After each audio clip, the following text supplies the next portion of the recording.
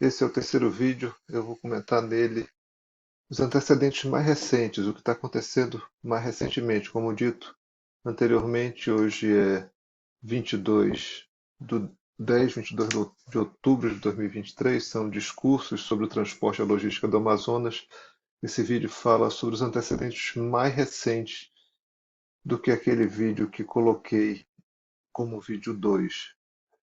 Relembro aquela nota explicativa. Este vídeo tem uma breve leitura minha sobre a realidade. Ele está sujeito a vieses cognitivos, os meus vieses cognitivos. Não pretendo ser o dono da verdade em relação ao assunto. Eu acredito que ninguém consegue sê-lo. Ou seja, quem estiver vendo também tem seus vieses cognitivos. Há uma dificuldade de compreender uma região tão grande quanto a Amazônica, uma dificuldade de compreender essa hidrovia. Farei algumas críticas e, quando as fizer, são críticas para melhorar as instituições, melhorar a logística da nossa região, melhorar a infraestrutura de transporte. Então, tudo que está escrito na tela vale sobre esse vídeo, vale falar sobre o que está aqui. Também não estou vinculando a minúcias, estou usando fontes de instituições reconhecidamente confiáveis. Então, vamos aqui ao vídeo 3, discursos sobre o transporte e a logística da Amazônia. Bem, a gente está vivendo uma seca. A seca de 2023 ela é muito severa, provavelmente entrará como a maior parte da história até o final desse ano. Ela está se posicionando em vários pontos já como a maior seca da história. E no passado recente, o que aconteceu é que houve uma transição muito grande do rorô caboclo, do semi-reboque colocado em balsa, para a cabotagem, para o longo curso, para navios com containers. Isso mudou muito. Dentro desse evento que estive, não é exatamente um dado formal, mas há um dado informal dentre aqueles especialistas afirmando que 70% da carga que vem para Manaus está na cabotagem, está no longo curso, está nos containers. Isso é uma realidade que me surpreendeu. Eu imaginava um pouco diferente essa repartição modal, mas de fato não é uma pesquisa primária, então não é uma pesquisa pública, um dado que nós possamos confirmar, mas é um belo momento para investigar se esse dado é válido.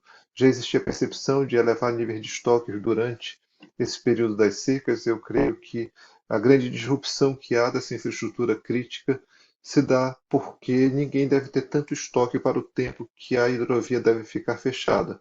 Nós recebemos informações seguras do DENIT que eles vão demorar algumas semanas para resolver o problema, mas exatamente qual o problema? Então, deixa eu me retirar aqui um pouco da tela para discutir qual o problema que estamos falando. Então, vamos ao problema. Vou colocar aqui essa folha em branco.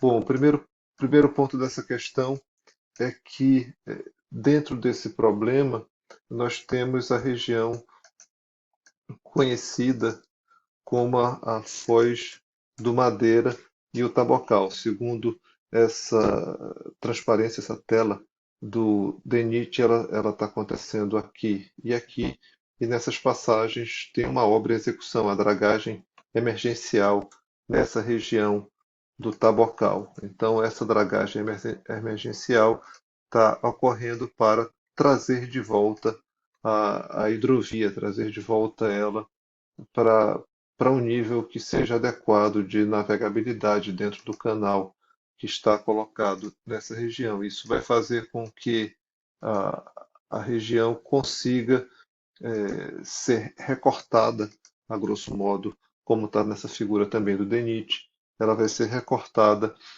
desse jeito aqui para abrir uma passagem para as embarcações, abrir um caminho para as embarcações. E esse caminho para as embarcações ele precisa ser feito. E para que isso, hoje, dia 22, vamos ter essa situação em curso, né? Atos de publicação de dispensa em andamento, e o contrato vai acontecer até 24/10. Então, aqui eu volto com vocês. Se o contrato acontece 24/10, a execução começa 24/10, efetivamente.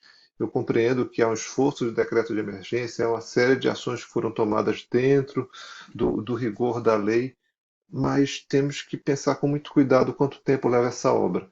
E aí fica o primeiro apelo dentro desses antecedentes recentes. Nós precisamos construir uma solução mais rápida, porque a solução que está sendo desenhada para lá é essa que eu vou colocar aqui na tela. Me retiro novamente aqui da tela para o que a diretoria de infraestrutura aquaviária do DENIT nos colocou é que vai ser feito mais ou menos isso que está aqui. Isso que está aqui será muito lento, então apelo ao DENIT já nesses antecedentes recentes. A gente precisa ter muito mais equipamentos que esses sendo colocado lá. Se tivermos um equipamento, o que foi deliberado na reunião é realmente desolador, vai demorar demais para a gente ter a devolução do canal. O que foi dito é que, começando no dia 24/10, de 15 a 30 dias para liberar o tráfego. 15 a 30 dias é um pouco demais para a nossa necessidade. E aí, a previsão de até 45 dias para liberar total é o que foi percebido.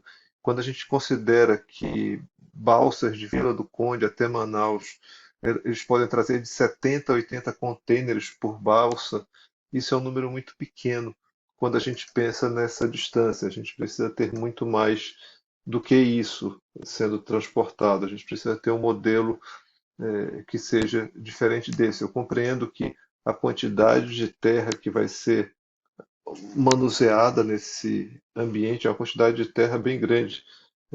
Do ponto de vista objetivo de obra civil, é uma grande obra civil, agora destravar, como a frase posta pelo DENIT, mas a gente precisa ter mais infraestrutura mais rapidamente, a gente precisa ter, nesse antecedente recente, essa condição melhor colocada. Também vou compartilhar com vocês o antecedente mais recente aqui do boletim disponibilizado.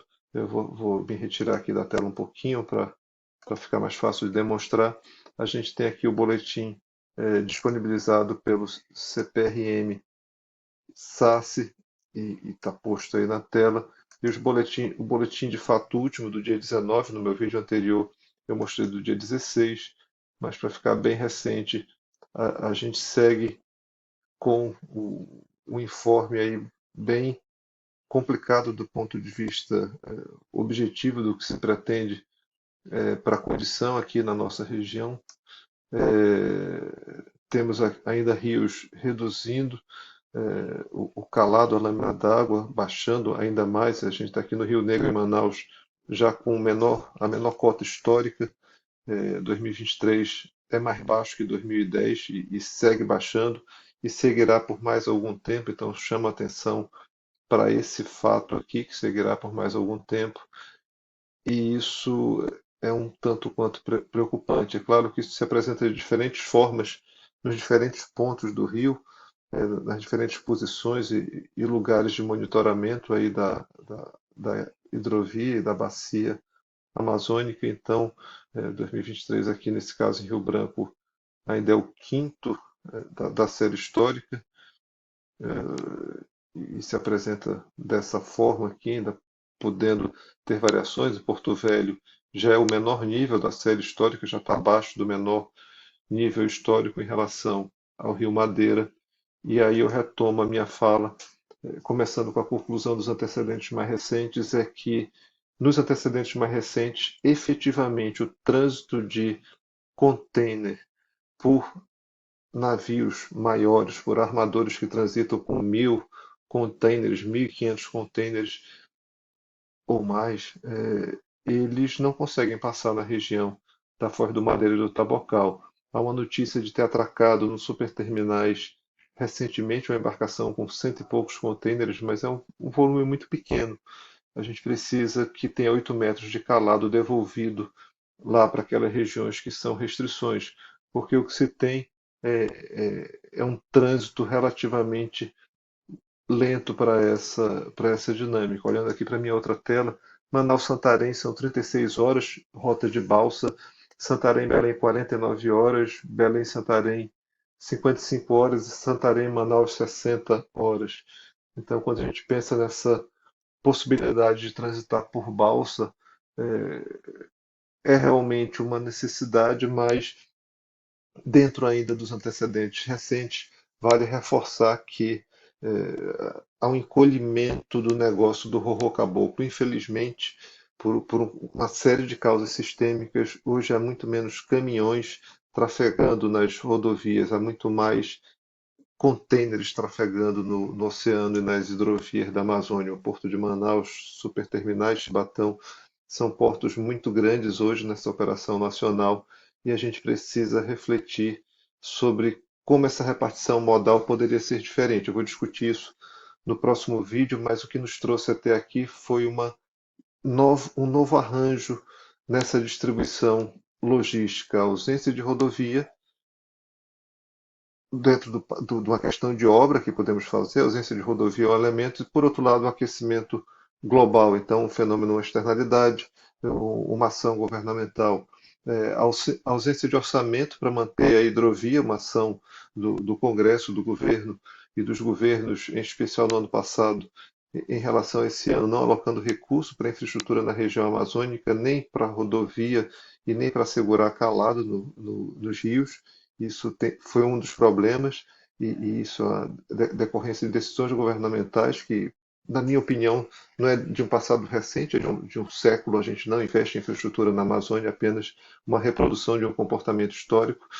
Há um terceiro elemento efetivo do ponto de vista comercial. As indústrias e o comércio de Manaus foi migrando as cargas para a cabotagem em função dessa oportunidade mais econômica e mais ambientalmente correta.